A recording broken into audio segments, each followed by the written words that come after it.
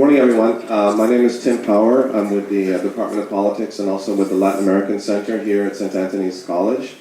And although I haven't been involved in the conference so far, when Teresa invited me, I jumped at the chance to introduce a scholar whom I greatly admire and whom I've known on and off for about 30 years, but we never see each other quite enough. I was trying to figure out when the last time I saw Teresa was. I looked at my diary. It was 3 years ago at a conference in Denmark where we were looking at, it was actually to look at Brazilian democracy right after the re-election of President Dilma Rousseff. And that's like 1,000 years ago in Brazilian political time. So much has changed there and also in Sao Paulo. And Dilma will be visiting Oxford in 2 weeks, by the way. Yeah. So Teresa is a professor and chair of the Department in City and Regional Planning and the co-director of the Global Metropolitan Studies at UC Berkeley. Her research focuses on the predicaments of urbanization, such as spatial segregation, social discrimination, and the uses of public space in cities of the Global South. Teresa has analyzed the processes that generate these cities, such as peripheral urbanization and auto-construction, highlighting their inventiveness, their political cartographies, and their formations of collective life. Her work is interdisciplinary, combining methodologies, theories, and approaches from the different social sciences and humanities. I can vouch for this as a political scientist who works on political institutions and democratization in Brazil, because Teresa has made tremendous contributions to political anthropology in Brazil, which is a thriving subfield in the country and abroad as well, and to the study of public security as well, and also to macro-political understandings of democratic quality as well. One of her current research projects examines a diverse range of urban practices and artistic interventions, from graffiti to poetry, from rap to motorcycling, that are transforming the city of Sao Paulo and its public spaces, and that articulate anew the profound social inequalities that have always marked that city. Teresa is the author of 3 books and many articles published in several languages. Her book, City of Walls, Crime, Segregation, and Citizenship in Sao Paulo, won the Senior Book Prize of the American Ethnological Society. She's the recipient of the UC Berkeley Faculty Mentor Award and was named a Guggenheim Fellow in 2012. So it's a pleasure to have her deliver the 4th keynote, which is entitled Formations of Collective Life, an approach to the comparative analysis of urbanisms in the Global South. And Teresa will have 45 minutes, and there'll be 15 minutes for Q&A after. So it's a pleasure to welcome Teresa to the college.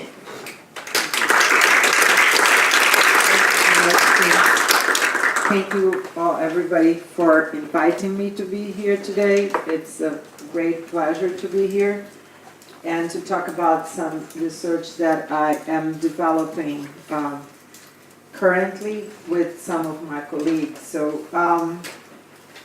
I basically am going to talk about here are some efforts that are part of a research that I developed with 3 colleagues. One is Abdul Malik Simon, who is here, correct me, and add maybe some to what I'm going to say, and then Gautam Band and Kelly Gillespie. And what we have been doing is we're developing a framework to analyze current social transformation and emergent processes of urbanism in 4 cities of the Global South, where we do our research. And the cities are Delhi, Sao Paulo, Johannesburg, and Jakarta. And these cities have many features in common that frame our reflections, among them the fact that they are major metropolis of the South, located in large democracies. And they are also, they seem also to be going through parallel process of transformation that affect the ways in which people structure their everyday lives, their urban spaces, and their political interventions. And you're especially interested in these changes, in emerging configurations, and have focused on a new generations of urbanites who are not migrants to the city, as their parents and grandparents were, but rather they are city-born. In the 4 cities where we do our research, they are part of a generation who came to age under democracy, although we know there are very disjunctive democracies, but still in democracy, with levels of access to information and consumption that were not imaginable to the previous generations. They have grown these young people are working with the promise of rights talks, the exercise of franchise, significant freedom of expression, but equally we continue inequality, police violence, corruption, disrespect of human rights, violations of the bodies of women, children, blacks, the poor, members of religious groups, and LGBT citizens. This positioning grants them a new and complex relationship with both the city and citizenship. One of our initial questions was how to study this parallel process in different cities, given that their empirical realizations and histories are quite different. What is the point of studying them, one in relation to the other? How could we do this, considering all the differences? And one of the answers that we came up to these questions has been to develop this notion of formations of collective life. And we advanced this notion, on the one hand, as a way of conceiving of the co-production of the urban, the political, and the everyday in the global South.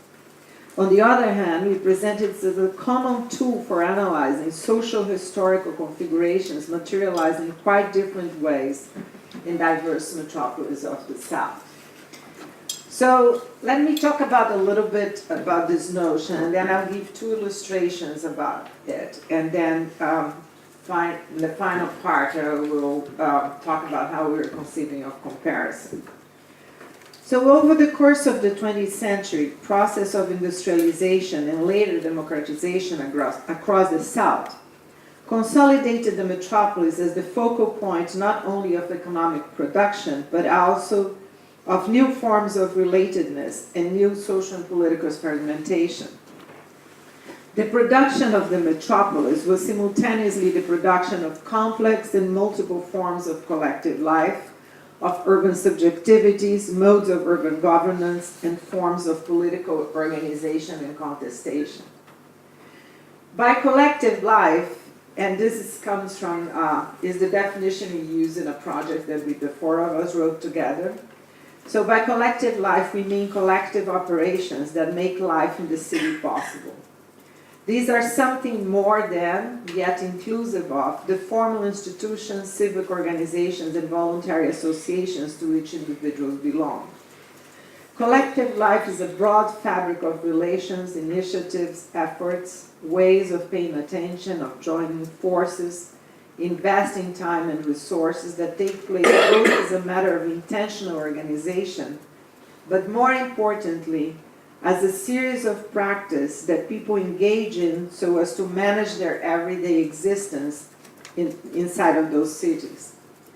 Collective life refers to what is shared in a tacit ways. It entails a wide range of complementary actions of people operating in concert without necessarily the objective of doing so.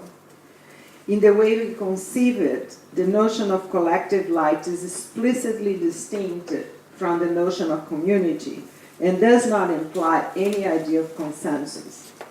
Rather, we want to emphasize that the collective is plural and not necessarily agreed upon. It is just shared in its contradictions, ambiguities, multiplicities, and partialities. So diversity is in fact one of its central resources. We use the notion of formations of collective life as a way to conceive of problem space and to circumscribe objects of investigation. We looked at the urbanism, the everyday, and the political of the four cities where we work, not from the perspective of neighborhoods or communities, not from the perspective of the economy, not from the perspective of institutionalized politics or the state. Rather, we look at them to identify those tacit ways of doing that anchor simultaneously everyday life and politics, space and social relationships. We use this notion to conceive of the ways in which the co-production of space, the political, and the quotidian coalesce at certain moments and contexts. These formations are always in the making. They are always changing, but they can still be identified and become objects of identification or investigation. We look at them ethnographically to identify what is being transformed and what is emerging. And we look at them politically to find out what, as citizens and public intellectuals, we feel obliged to think through. Thus, we use this notion of formation of collective life to construct specific objects of investigation that allows us to look anew at parallel ways in which residents of these 4 cities where we work, Delhi, Johannesburg, Jakarta, and São Paulo, have been co-producing the city, the political and the quotidian, despite their many differences. We take this notion as a way of sweeping the field of vision and creating new perspectives of analysis. This notion does not imply any totalizing view of the cities. Rather, it allows us to focus on the complexities of a specific process that we consider to be especially revealing about the social spatial formations of those cities and the ways in which they are being transformed. Since we always operate on the basis of a specific analysis, the best way to indicate how we've been operating with this notion is to provide illustrations. And I'll present 2 illustrations. The first discusses an already established pattern, auto-construction, a pattern that is currently undergoing deep transformations in those cities. And the second illustration analyzes a formation in the making, an emerging pattern of gender relations. So, how this is just this one? Yeah. Okay. Auto-construction refers to a mode of simultaneously building and inhabiting the city that took shape in several cities of the global south in context of industrialization, nation building, and intense immigration, especially from the 1950s to the 2000s. As workers and migrants came to the cities to be part of modernist state projects of industrial and national development, auto-construction marked a certain way of producing the city, of quite literally building and constructing homes and neighborhoods, but also of engaging with the state and orders of legality and formality. For us, auto-construction, or a peripheral organization, as I called it in a recent article, illustrates a complex formation of collective life. Several of us have studied this process, and I have written about it many times. This analysis is known, so many people wrote about this process already, so there is a history about the construction that is established. And I will go through it very quickly with the help of some images here. The main point is to give you some elements to describe and make some observations about the role of auto-constructions, so you can see how we use this in our research to think of this collective life. So many cities around the world have been largely constructed by their residents, according to this mode of making cities. Residents involved in auto-constructions do not necessarily do so in clandestine ways, and certainly not in isolation. Throughout this process, they interact with the state and its institutions, but usually in transversal ways. While they have plans and prepare carefully each step, their actions escape the official planning.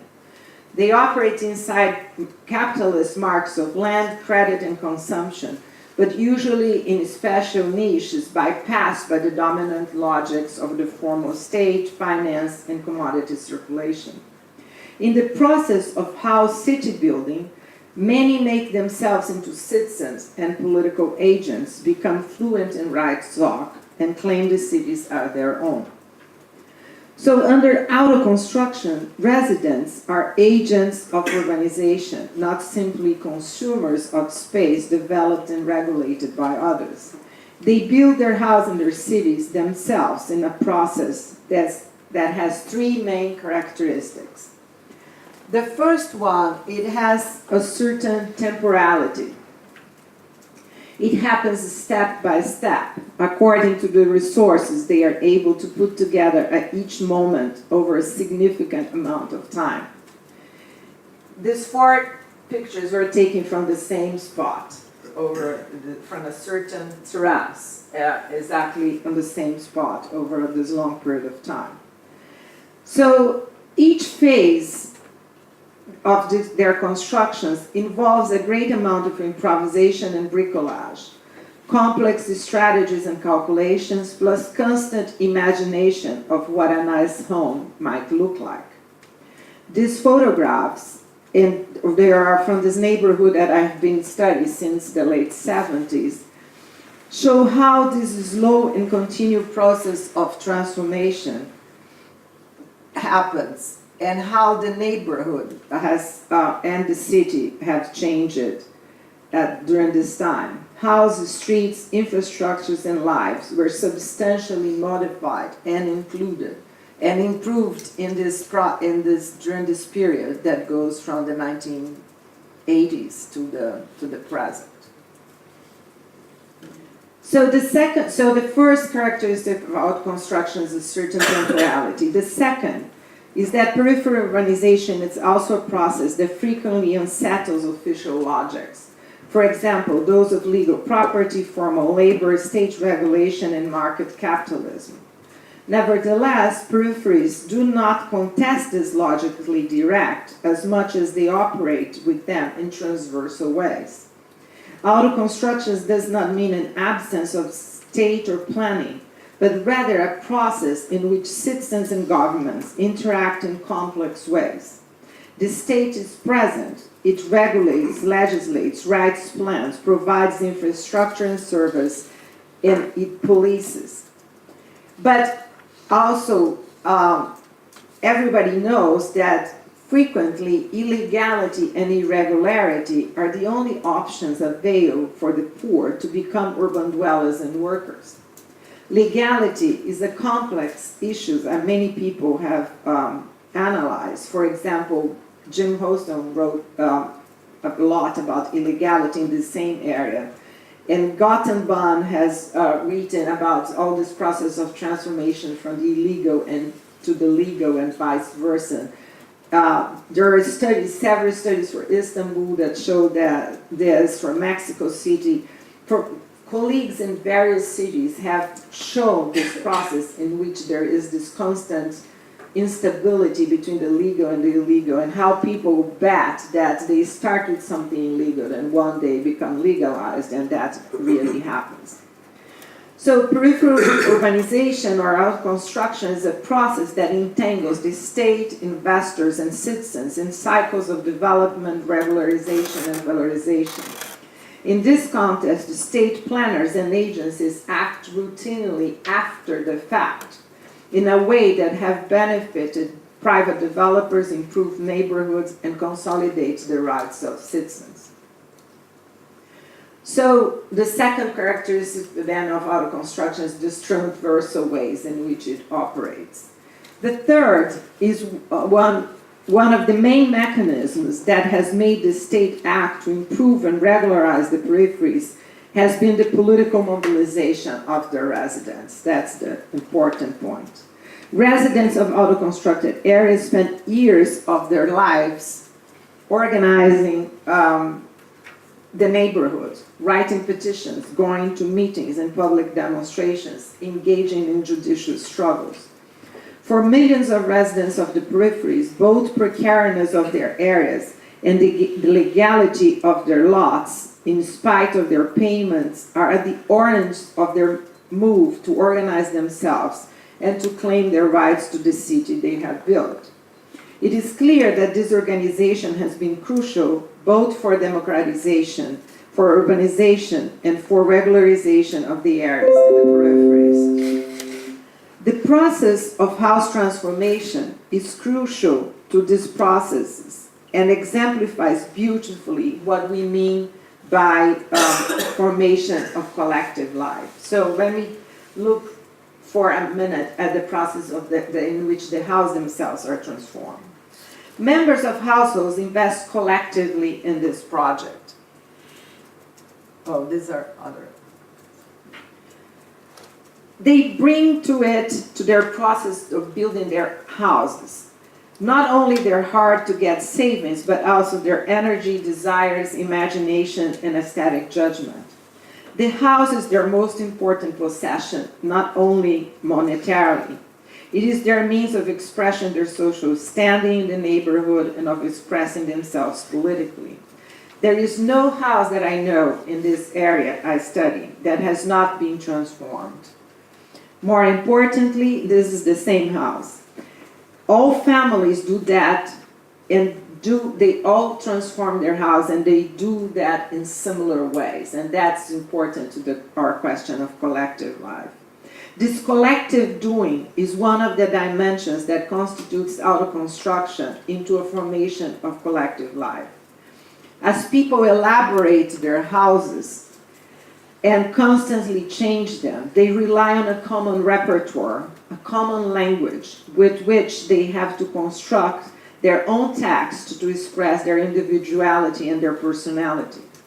What allows the expression of distinctive personalities and the status of their residents is exactly the capacity to speak the common language and to act according to some tacit understanding. So let me I'll give 3 examples here of this common repertoire and how they are interpreted differently by different households. Obviously, one of the most important areas of each house is the living room. In Jardim das Camélias and to all the peripheries, living rooms usually have a shelf unit in which one usually finds the television and other audiovisual equipments and several pictures and bibelots. These items are amazingly similar in different houses. A collection of of special glasses, vases, and bowls, objects like swans, horses, and birds, in addition to special glasses and vases. So these are different houses, and you'll see that they are all kind of decorated in very similar ways. That's what I mean by this collective language, and it's not that there's someone will tell you what it is, but it's just there. Everybody's doing things more or less in similar way. And there's this tacit way of doing things. So I can keep going. We have countless slides like that. And this also showed the transformations. This is a house that basically, look at their small television they had in '97 and how their equipments are now. So there also shows lots of social mobility and changing patterns of consumption.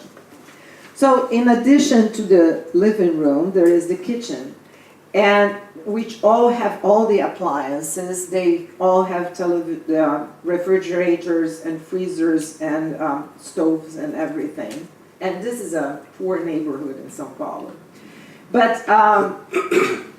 in addition to those appliances that were usually bought in countless installments with lots of savings of the whole family, kitchens in these areas always have a table and chairs and a unit that called the buffet.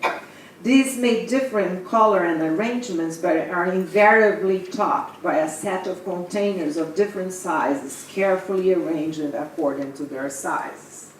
So, and that's basically, there's no house that will not have that, because it's just like part of the imagination of what a house should look. And these are all from São Paulo, but I can show you pictures in South Africa that look exactly the same that I took there. So in addition to that, and here's the same, it's a kitchen of the house and the transformation that it went through during this period of time. So in addition to that, houses have always had fences in this neighborhood in São Paulo. In the beginning, they were made of wood and quite precarious. And since the 1980s, when the fear of crime became dominant in the city, houses built up walls, enclosed their front yards, and adopt metal fences. Today, the fences are mandatory, and their styles matter. People carefully choose the fence that adapts better to their style, the style of their house, and simultaneously is not similar to their neighbor's fence. That is a very important thing there. So in sum, through the making of their houses, the residents of Jardim das Camélias and of the peripheries more generally embark in personal projects and in public dialogues. Through the transformations of their houses, they're demonstrating their fluency in idioms of fashion and codes of propriety. They use these common repertoires to simultaneously affirm their respectability and establish their distinction. In spite of local histories and specificities, and in spite of all the local knowledge through which house talks are articulated, the repertoire of these talks is shared quite broadly. Look at those houses. There are in totally faraway parts, the different parts of the world. If I do not have the labels here to tell you where these pictures were taken, I could just say that they are all in Jardim das Camélias or they are all in Mesa in Mexico City. So it's hard to tell where they are located given the ways in which the materials and codes, possibilities of consumption and practice of construction now circulate globally, and they circulate. There is some kind of material that are available for the poor in all parts of the world, and there's some styles and items of consumption that you're going to find everywhere. To consider auto construction and the complex process of peripheral urbanization as a formation of collective life is for us to understand a certain mode of the co-production of space, of the quotidian, and of the structures of power, politics, and legality that traverse cities in the global south. But let me be more specific on how we have been using this notion in our research of those 4 cities of the global south. So we're starting with auto constructions because it's a well-known process. We have information about it. It's already known, and so we used what is this process is already known to elaborate the notion of formation of collective life. So we actually elaborate that notion thinking about auto construction. It allowed us to insist on the complexity of the process that constitute a formation. So in this case of auto constructions, we are bringing together those notions of temporality, transversal logics, and politics. So we're trying to think of all of this together and to conceive of a specific strategy to study them in different configurations and keep reminding us as to think of all those different sides of these processes, this co-production together. So second, because auto construction is an already established process with a significant history, it starts at least in the 1940s, we have used as a reference in relation to which to analyze change. In fact, our current research is not on auto construction, but exactly on the new dynamics that have been modifying it and on the novelty that those dynamics represent. So auto construction for us is a reference in relationship to which we can see the transformation of this mode of life. In the cities we study, and in many other cities of the global south, this formation has been unmade. Auto construction is being unmade. To keep the description of auto construction in place is a way for us to identify what is emerging. These emergent forms include several things. Includes, for example, the transformation in the perception of the slum dwellers in India that comes with their delegitimation as citizens with rights and their treatment as encroacher, which is exactly what Gothenburg studies. It comes with a resignification of the slum dweller that legitimates massive slum removals.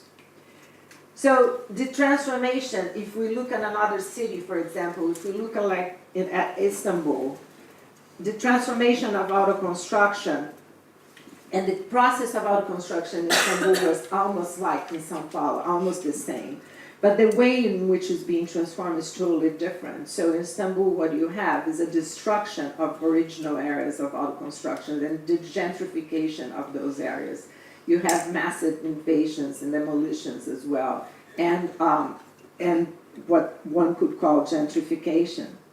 So in São Paulo, what is happening is a totally different process. So you have a substitution of home ownership by rent. So the main available possibility for inhabiting the peripheries today is not to construct their house, to buy a lot and to construct their house, but it's to rent. And the ways in which rent is being produced is completely different. And basically, one of the most scary processes is that the periphery is now being invaded and constructed by organized crime, by the PCC, which is the main command of organized crime in São Paulo. So they invade areas, they build neighborhoods for rent, and they control the areas and they control the rent. But to rent becomes an easier entry in neighborhoods and cities than to build these houses over a process of 30 years. So, and I can go on and on and on. So different cities have been transformed in different ways, but and new modes of collective life are being created. But so the way in which we operate it, we start with something that we know and to see the various possibilities in which it has been transformed. So that's one part of it. So let me go quickly to my second illustration. And it's in all those cities in which we work, to think of process of social transformation and spatial transformation basically means to consider issues of gender. There is great anxiety about gender roles and identity, constant plays and redefinitions, sometimes significant violence, and frequently new ways of talking about just gender violence. The young generation in this metropolis not only rejects gender patterns that were taken for granted in the previous generation, their parents and the auto constructors, but also this generation, the young people, do not think that those patterns would even be a possibility for them. From the most different perspective that one might look, it seems that there are new understanding about gender, new practices, new narratives, the articulation of new voices and new public spaces in which they are enacted. While auto construction and peripheral urbanization are established patterns about which we can talk in the past tense and elaborate relatively stable descriptions, the current transformations of gender are not yet fixed and are hard to pinpoint. They are not part of an established formation of collective life, but rather of one that is announcing itself. In fact, we think that this new formation of gender represents some of the most radical changes in mode of collective life in the cities where we're working. So I will use again the case of Brazil as an illustration, but I could be talking about India, I could be talking about South Africa. Young Brazilian women, especially in large cities such as São Paulo, are living lives that are quite different from those of the women of the previous generation. This is especially evident in the areas produced through auto constructions and where, until a generation ago, the nuclear family was dominant as a domestic arrangement. Heteronormativity reigned, women had several children, low educational levels, and low rates of participation in the labor force. Today, young women have other options and have become new urban subjects, educating themselves, pursuing goals beyond marriage and the family, moving around the city and forging new types of relationships, identities, forms of expressions, and practice of sexuality. Changes in women's behaviors and lives have been so radical that some Brazilian demographers talk about women's silent revolution. So there are three, according to the demographers, there are three main components to this revolution. First, women today have better access to health service and have actively controlled the number of children they have. The total national fertility rates in Brazil have dropped radically since 1980 to go under the replacement fertility rate of 2 in 2010, when it reached 1.9 for Brazil in general and 1.7 for São Paulo. This is those are very low rates, and they come with new identities and practice of sexuality. So that's the first. The second important component of that revolution is that young women who are having fewer children are also achieving higher levels of education. Girls stay in school longer than boys, and on average, women complete more years of formal education than men, and are the majority of those that enroll both in high school and universities. So the majority of university students already are women today. Third, women have been entering the labor force in high numbers. In the last 50 years in Brazil, the incorporation of women to the economic active population increased fourfold. The gap between the income of men and women still persists, but it has decreased in recent years. And fourth, women are connected to the internet and use social media to form networks, to organize themselves in what they call collectivos, collectives, to get informed and to create and circulate new forms of cultural production. Although the majority of cultural producers in Brazil are, I forgot to show you this, are certainly young males, young women are catching up and steadily increasing their presence. The articulations they create via social media are fundamental to anchor new forms of sociability and styles of life. Inevitably, as all these transformations have led to changes in the dynamics of gender relations and in patterns of domestic arrangements. Ethnographic research in the peripheries of São Paulo has shown for a while the significant increase in women's autonomy, in the number of women who are head of households, of young people who have children out of the wedlock and without constituting a nuclear family, of women who prefer to raise their kids on their own without an adult man in the household, and of the diversification of types of domestic arrangements. Quantitative data usually do not capture much of those transformations. However, they do provide a few relevant indications. For example, the fact that the proportion of families composed of a couple and their kids, the nuclear family, has decreased from 58% of the total number of households in 1995 to 42% in 2015. Which means that almost 60% of households arrangements do not correspond to what is frequently imagined as the typical model of the modern family. So they're not a couple and their kids. Another indication is the fact that the participation of women's income in the total household income has reached 48% in 2015 compared to 37% in 95. This is remarkable, considering especially that there is still a big gap between the salaries of women and men. So the women they make less than men, but their participation in household income has reached 48%. So what are the types of households that young, better educated, and employed women are forming?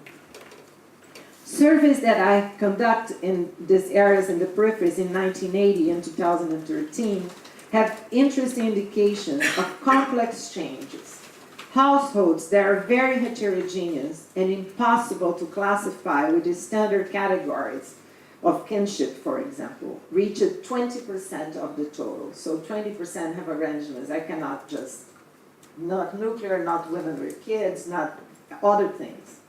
Data for other neighborhoods in São Paulo indicate that the majority of women, around 60%, who have children are not married. compared to 17% in the richer areas of town. Usually, the new domestic arrangements and the increase of single motherhood are interpreted as signs of poverty and of the deterioration of the conditions of life in the peripheries. They are interpreted as lack of options. I disagree with this assertion and argue instead that women are in fact making other choices based on new views for their lives, and the domestic arrangements they create are not necessarily a response to economic necessity, but rather to the opening of new possibilities for their lives. Qualitative research is telling us that the possibilities include new forms of sexuality. One of the most evident signs in this direction is the multiplication of forms of sexual definition, sexual play, and eroticism. There are new forms of agency, and women have been searching for sexual alternatives that are more pleasurable, involve other types of contracts with their partners, agreements that are quite different from those of the past. A significant number of young women who I'm interviewing in the peripheries of São Paulo now in the research that I've been doing with them, and who live in new types of domestic arrangements. For example, households formed by a group of young divorced women, or by two women who are single mothers and friends and raise their kids together, or by a single mother who lives with her mother, who is also a single mother. Many of those women, and that's one of the biggest founds of my new research, they have no problems in identifying themselves as bisexual. And that's one of the main issues that I'm investigating at this moment. So they calmly say that they are bisexual. And also, if we pay attention to the media, we're forced to treat this choice, we're forced to treat them directly in the last weeks, in the very sad event of the execution of Marielle Franco. Marielle was a single mother who had a kid very young, and she had a partner, so she was lesbian, and she lived with this woman, Monica, who was treated by the whole national media as her widow. And so was named like that and treated like that and appeared in all kinds of magazines, including the most traditional female magazines, telling about their life story, their romantic life, and how they got together, how their plans to get married, and etc. So this is just like current conversation. It's not like secret as used to be before. As elsewhere, several sexual options are expressed under the acronym of LGBTQ. These groups simply do not exist for the main statistic databases, which do not allow us to see how they are involved in the creation of new type of households. If there are 20 million LGBTQ people in Brazil, as their advocacy groups claim, how do they live? In which kind of households? In the last decades, the presence of LGBTQ people in the public sphere became evident. Their pride parades attracts millions. Millions means 4 million people parading in São Paulo. Their activism is everywhere, including in the peripheries of the city, where they were invisible a few years ago. Their demands reached the National Congress, which approved same-sex marriage in 2013. All these changes that certainly affect the fabric of everyday life are under the radar of a statistic and of most social science research. So in sum, young women LGBTQ are leading their lives in ways that change basic institutions and modes of being. They are leading their lives in new ways. And of course, their transformations happen not without conflicts, tensions, and contradictions. The issue of gendered violence, which would deserve a whole new paper, is certainly one of the indications. And here we have both old forms of violence, I'm going to go fast through this, and new ones. So the old one is rape, that continues to be very high. There are around 500,000 rapes in Brazil per year, which means that there is a woman being raped every 11 minutes, according to people who can keep those measures. And the majority of the case of rapes happens inside of the home. Additionally, so this continue to exist, and when we think of that, we can maybe understand why women are making new domestic arrangements. So there are several surveys that show, for example, that Brazilians believe that there is an increase in sexual harassment in the last couple of years, which is something that nobody understands very well because the statistics continue to show the same number of rape hasn't increased a lot, has always been stable like this. But there's this perception that sexual harassment is increasing.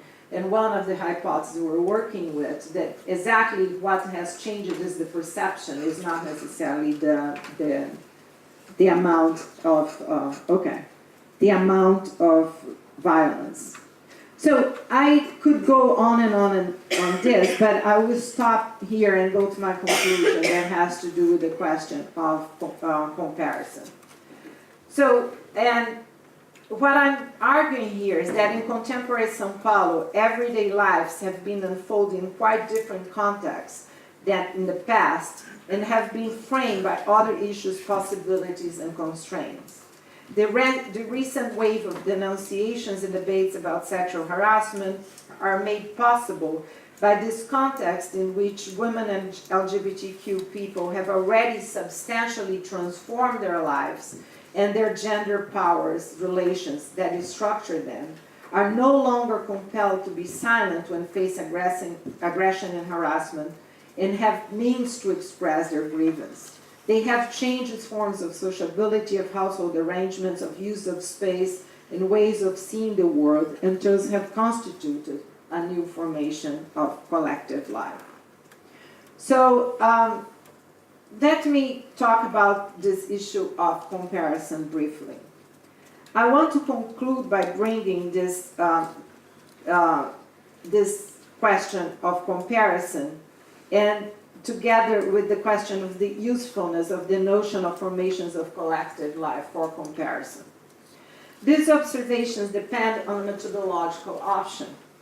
My colleagues and I conceive of collective life and of comparison from the standpoint of qualitative methodologies. On the one hand, the notion of formation of collective life was generated inductively on the basis of the data and interpretations that we brought together from the 4 cities where we worked and from our ethnographic projects. On the other hand, in our engagement with these cities, it was clear that we wanted to operate to the differences that exist among them, not to their similarities. The notion of formation of collective life was one way to bring their differences into conversation. While we can detect parallel problems and formations of collective life in all of them, we investigate each city differently, focus on the specificity of their history and context. For example, although new configurations of gender and the queer subject constitute problem spaces in all cities, the way in which we investigate them in each city is quite different. Local investigations depend on local history and context and are framed inductively. The local data drives the research, not the other way around. However, by juxtaposing these different configurations in relation to some common questions in the same notion, we let cases talk to each other, raise questions to each other, provoke each other, and lead us to more complex understanding of the formation we're dealing with. We are not interested in one general conclusion, in a model that would fit all, in the assertion of very broad patterns, for example, planetary urbanization. Rather, we're interested in the way in which the particularity of cases could be highlighted to provoke new modes of thinking, of inquiry. We want to understand the new violences generated by a different presence of women and LGBTQ people in public space by thinking of rape in Delhi, São Paulo, and Johannesburg side by side. We want to understand the current limits of auto-construction and to raise questions about the production of space but juxtaposing Delhi's forced Islam removals and São Paulo's spread of rent as substitute for home ownership. So the processes are quite different, but what we're doing is to think of them in relationship, in juxtaposition by using this common notion. We thus conceive of our analysis in terms of juxtaposition, which is a kind of comparison, as I explained before. So for us, what we do is we juxtapose dissimilar cases, and we try to operate by exploring exactly their differences, and which is a logic that is a qualitative analytical logic that is at odds with the statistical one used by many comparativists. It does not look for the representative, the typical, the similar, or the repetitive. Instead, it proceeds inductively, exploring the differential and internal conditions of cases, looking for a wide range of variation and aiming at saturation. The juxtaposition of dissimilar located in a historicized case is brought together to illuminate one another, destabilize unexamined views and generalizations, and open up new possibilities of understanding. So anyway, I think I will stop here and have some time for questions.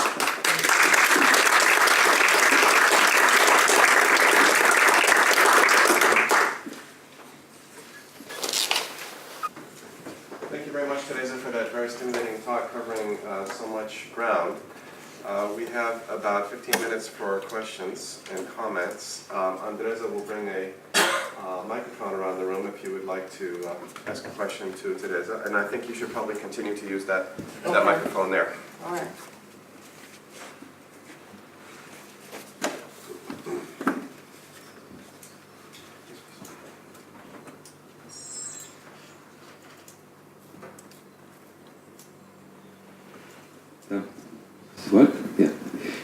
Thank you for that fantastic contribution. It was very stimulating and fascinating in all sorts of ways. I suppose one immediate reaction when I was thinking of your notion of collective life was reminded about 14 years ago. I think I was listening to Michael Hart talk about the multitude. Mm-hmm. And so I was sitting next to Stuart Hall in the audience, and he said to Michael Hart, I've been waiting for most of my life for the proletariat to move from being moving from a certain state of being to a certain state of self-consciousness, without going into the exact phrases that were taken. And so I suppose what I was wondering was what collective life is not. In a sense, obviously it's not the multitude, it's not the social movement, and you're beginning to talk about it a little bit at the end. So the sort of simple question is what are the boundaries? What is it not, if you like? Well, I mentioned several things that it's not. So it's not a community, it's not an organization, it's not any kind of organized, it's not a social movement, for sure. It's just like, it's what maybe makes possible social movements and what is in the background of social movements. But it's not anything that is organized directly, but it's these ways of doing that are shared, but not necessarily, it's more like the notion of culture than the notion of any kind of institution. Can you go from sick to fierce? Sorry? You can move from in itself for itself? Well, it doesn't preclude, like, for example, this notion of collective life does not preclude any kind of organized movement. And for example, the women that I'm talking about, and who are several of the women who have new forms of domestic arrangements, they are feminists, they are organized in colectivos. So they have their forms of talking about their experience and formulating it explicitly. But this is not what makes alone the collective life.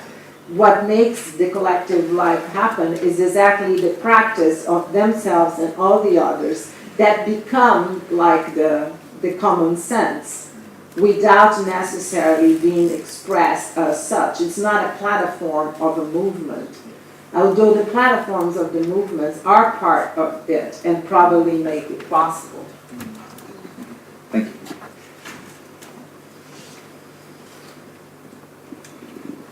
Yeah. I just wanted to follow on from that and what you've just said. Could it be actually quite illuminating to, especially in a comparative study, to look at the social movements, because there's been so much mobilization of feminists in different parts of the world that you've mentioned, specifically on public violence, as well as domestic violence, but more so public violence, and how their new, place in the city has actually sparked some of that violence, specific types of resentment and so on. But the mobilization is actually a part of the collective life. It is. I'm not saying that the mobilization is not part of it, but the mobilization is the most spectacular part of it that is easy to see, right? So what I'm interested is in the way people change their ways of organizing their everyday lives, not the way in which they go to a demonstration. Obviously, those things are connected, right? So you go to a demonstration because you changed your perception about things and you think there are some forms of violence that became unacceptable, right? But this is one dimension of it, and obviously those things are co-produced. I'm not saying that they're isolated, but what I'm also interested is in this other, more invisible, and not talked about ways of leading lives. It's not only of leading lives, producing spaces, doing politics, all of that, but which are not necessarily articulated in like public demonstrations and things like that.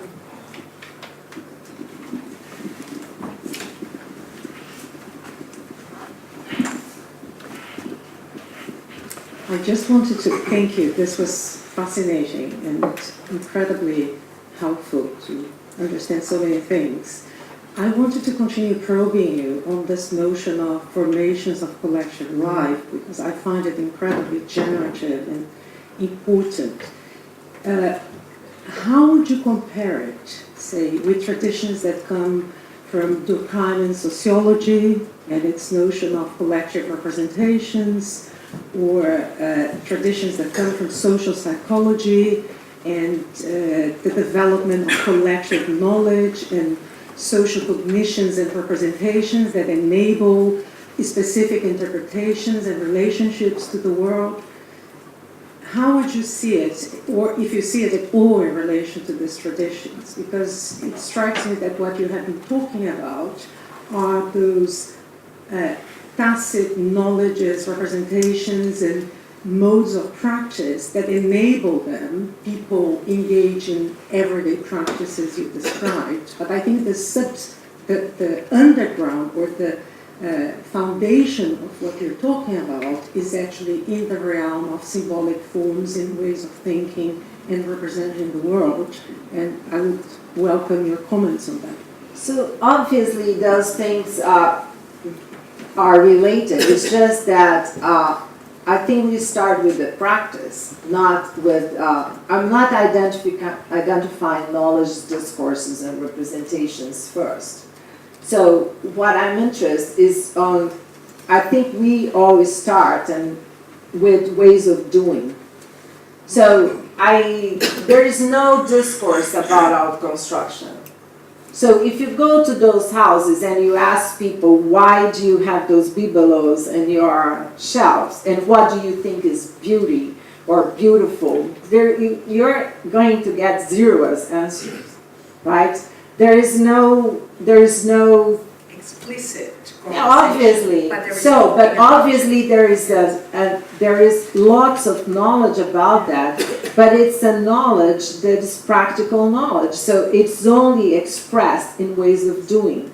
So if you look at these women that I'm interviewing that live in those totally unclassifiable domestic arrangements, they don't have a discourse about it, right? So it's not, and I don't know even what is the knowledge that is there, what is the representation. It's just like a new, people are just leading their lives in different ways.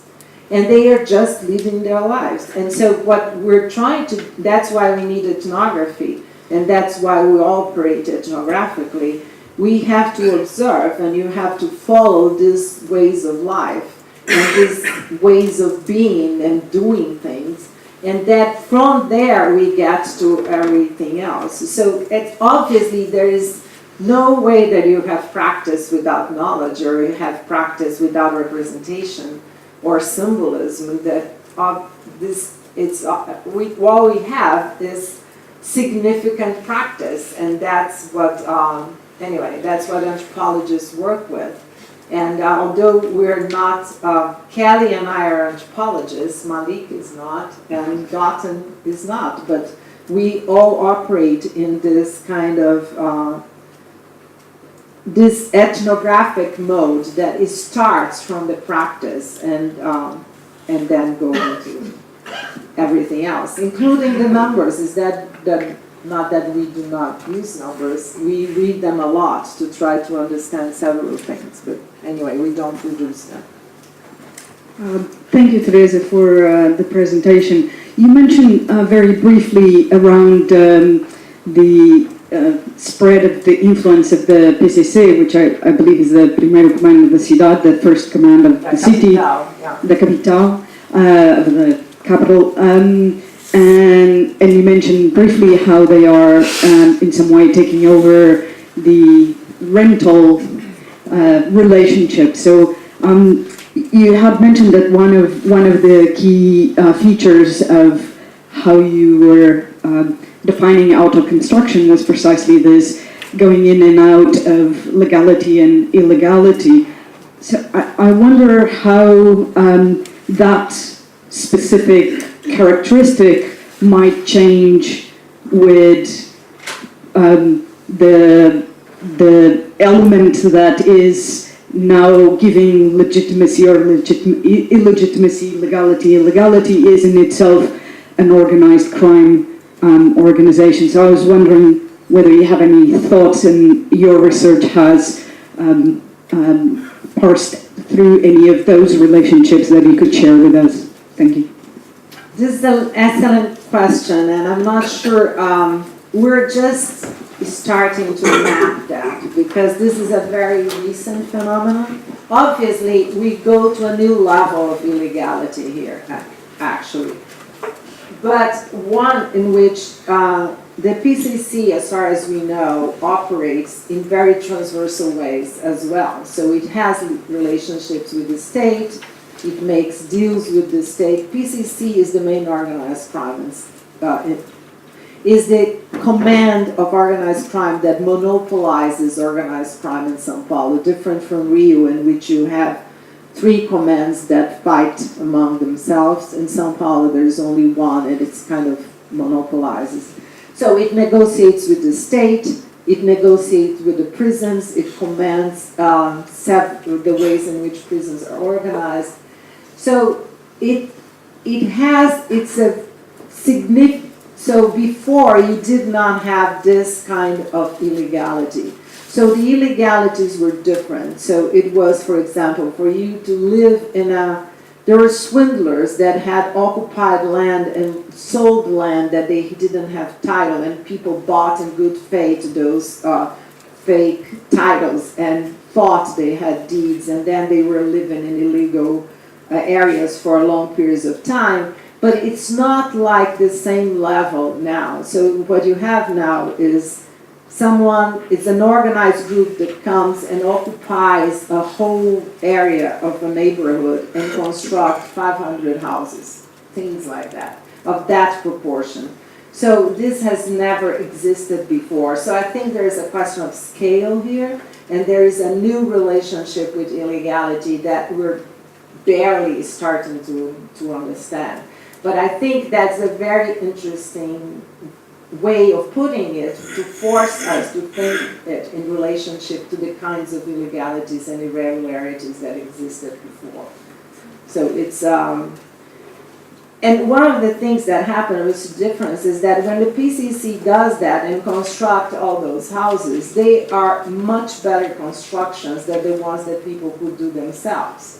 And so they are all beautiful new materials, beautiful numbers at the door, and etc. So it's a much better produced landscape than the ones that people produce themselves.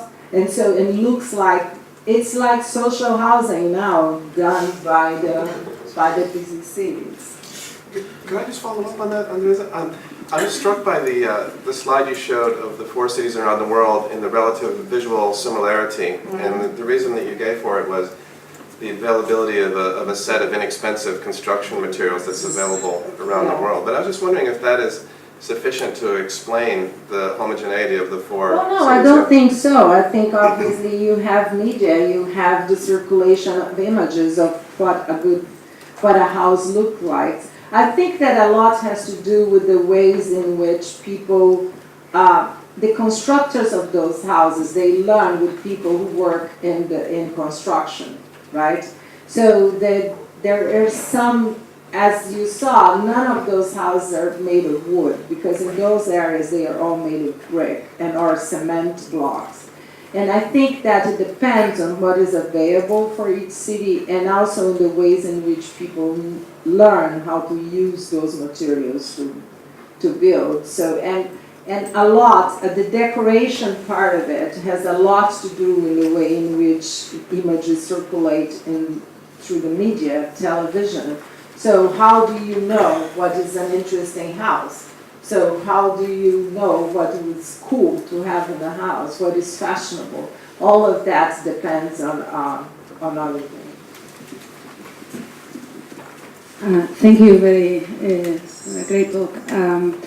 Actually, you are starting to answer my question now, which is whether the material, ecological, and spatial aspects of these formations of collective life were really visible in your talk and now in your answers. I wonder if you'd like to theorize a bit what the material, ecological, and spatial aspects of these formations of collective life, and whether these formations of collective life have any well, that's that will be a long answer. But I think that obviously those are, if you look at from the point of view of sustainability, those areas are all terrible, right? They are badly constructed. The ways in which they relate to the, for example, all those areas have not only a single tree, they have no vegetation. Concrete is considered to be the best thing. So all the backyards are as soon as possible made into concrete.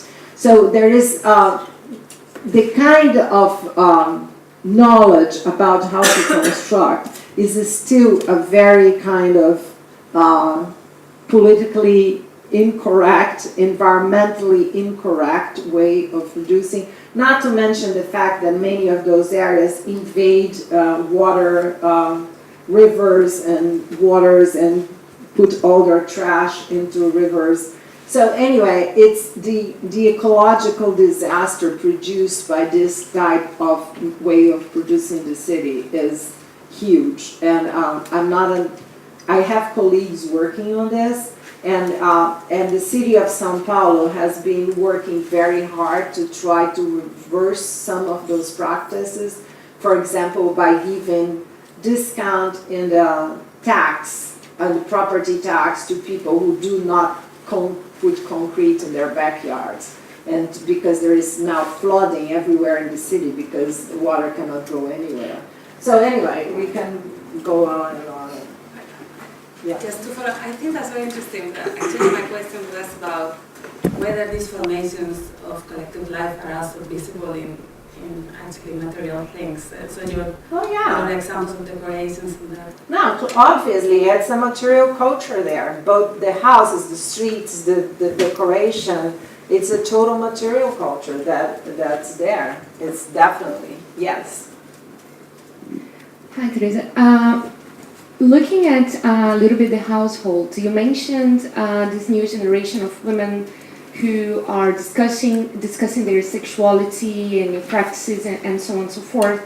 And I was wondering, how is the generational cost, perhaps, like are they, if they have children, somehow to go and educate themselves and go to the university, are their mothers then taking care of the young child, like in families that you have visits? Do you see more like a support between generations or passing on responsibilities? This relationship was just... Well, this is all in the making. So these women that I'm interviewing now, women who are between 18 and 28. I had to decide the group, and so that's the ones I'm looking at. They have many of them have children, and there is a second generation of single mothers. So many of them are daughters of single mothers. So there is a whole thing with the mothers and but there is an incredible activism to they take their kids to the university, for example, because many of them go to the school at night. They work during the day and they need daycare during the day, but they also need at night, if they don't have a mother who will, or someone else in the household who can stay with the kids, they take them to the university, and now there is a huge movement of students demanding that universities have daycare. And while the university doesn't have official daycare, they improvise. So the way they improvise is that they have one room where some women volunteer each night to take care of the kids while the others are attending classes. So, and this kind of volunteer co-ops exist everywhere. So if you go to a coletivo, a meeting of, or even if you go to a cultural activity, or you go to there is a rap show, will be a room where there will be some people taking care of kids, and while the others will do other things. And so this kind of way of doing things is becoming very common. So you rely that you can go to a concert because somewhere you'll be able to live the kids where you go attend your concert. Things like that are happening. But obviously it's not institutionalized, it's all improvised, you cannot really rely on. And one of the questions that really interests me is what happens with all the fathers of those kids. Men, yeah. Yeah, they are with their single mothers too. They live with their single mothers. But what I'm I'm convinced right now to have a group of the School of Psychiatry, a group of psychoanalysts who will do groups with men who are fathers of those absent children. So they are children of absent fathers, and they are fathers of absent children. And I think that, anyway, I think that's a very interesting, important research to do. All the rappers talk about their absent fathers and their single mothers. So, but I think it's interesting to think that they are all fathers of absent children. And so, anyway, that's part of the research. Great. Well, this has been a fascinating opening session today, and unfortunately we have to draw to a close. Please join me in thanking Teresa for